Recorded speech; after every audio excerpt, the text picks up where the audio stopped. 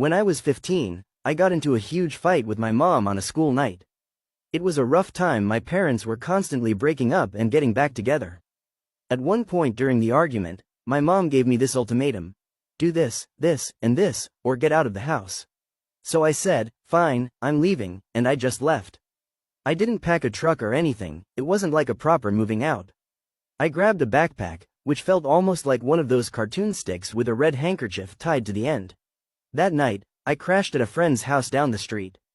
His parents were oddly religious but also kind of absent, so they were always warm to me. The next day, I stayed at another friend's house. At that point, I guess you could say I was officially moved out.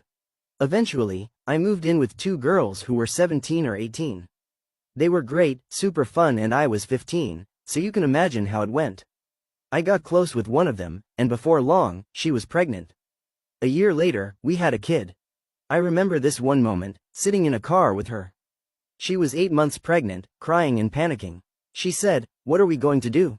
We don't have any money. You don't even have a job. What are we going to do?" And I, in all my teenage naivety, just smiled and said, "What do you mean? It's going to be fine. We're having a kid, it's going to be great." I wasn't scared. Back then, I had nothing: no money, no reputation, no connections. I was like a cornered rat, chewing my way out. When you have nothing to lose, you're fearless. Now, I'm terrified. Life is so good, and I'm so afraid of screwing it up. I take it easy, protect what I have, and look back at that kid I used to be, so bright-eyed and clueless, and wonder how I could ever be that fearless.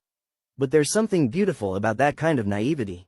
It's hard to explain, but when you have nothing, you're free to take every risk. The end.